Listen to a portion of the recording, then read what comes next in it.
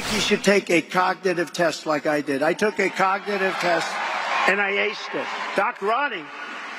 Dr. Ronny Johnson, does everyone know Ronny Johnson, congressman from Texas? He was the White House doctor.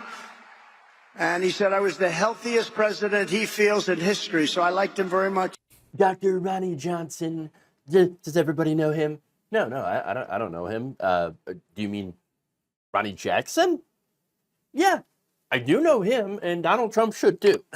He's the guy who gave Donald Trump his dementia test. Not the cognitive test, okay? Dementia test. Person, woman, man, camera, TV. Look, it shouldn't be a surprise that he is wrongly referring to this test as an IQ test, all right? Literally, it does it all the time. Whoopsie. Look, I'm not making fun of Donald Trump for like misspeaking, forgetting people's names. No, I do that, okay? I misspeak all the time.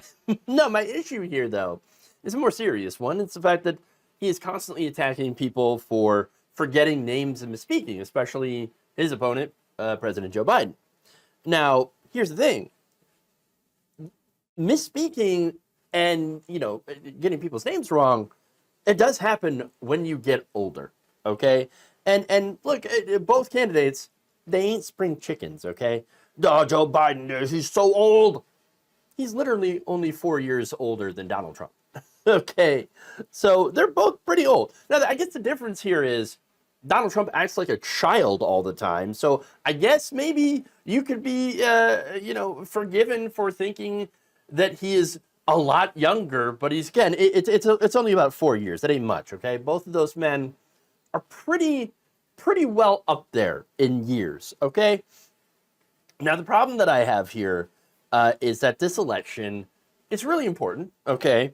It has turned into both sides claiming that the other side's, the other candidate is, has pudding for brains, okay? That's my problem. Look, what we need to be focusing more on is policy differences, okay?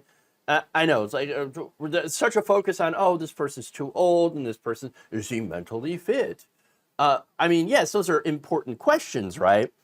But policy, that's what matters most, okay? What's going to happen with policy? Well, Trump's policies, we've already seen them, okay? And they are worse economically and socially. Corporations under Trump got massive tax cuts.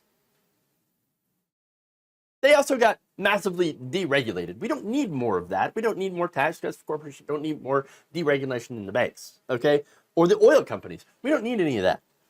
What we do need is better pay for workers, transition away from fossil fuels, because of the whole climate change thing. It's currently baking people in the Midwest right now, record temperatures, things like that. We also need a strong labor movement. Biden's NLRB has actually been really, really powerful and really great for labor rights. And there continues to be, of course, labor fights, the Starbucks unionization efforts that have been going on that have actually been supported more by this administration than you would under basically any Republican administration, not just Donald Trump, but pretty much all Republican administrations despise labor, okay? And look, even Democratic administrations have not been as good for labor as Biden's has. And so, I mean, you remember Barack Obama, he's like, oh, I'm going to get in my walking shoes and I'm going to go join the unions. I'm going to go join the picket lines. He didn't. No, he didn't. And this was during the whole right to work, which, by the way, has been taken away in a lot of different states. They have repealed the right to work laws. Like, for example, in Michigan, huge win for workers, okay? Not only that, but we need, of course, rules, regulations to make sure that companies cannot poison our rivers and our streams. And so, all that's really important. We need healthcare, of course, for everybody. And especially mental healthcare. Since we're having a conversation about, what side, which candidate has, pudding for brains, mental health care, really important, because at least one of them needs some mental health care ASAP, all right? But look, we have a better chance for those things, policy-wise, under Democrats than we do Republicans, okay? And let's just be honest. That said, of course, yes, we're dealing with incrementalism when it comes to Democrats, and this is for things that we should have already had by now. I'm not a fan of incrementalism, okay? But I would rather move slowly towards good things than to speed towards oblivion with a madman at the wheel under Republicans. Accelerationism only brings us, well, it only accelerates us faster towards fascism. So again, while we're having this discussion about like this candidate, both candidates are old and both candidates seem to have times where they lose their minds, focus on the important things. Which side's policies would you rather live under?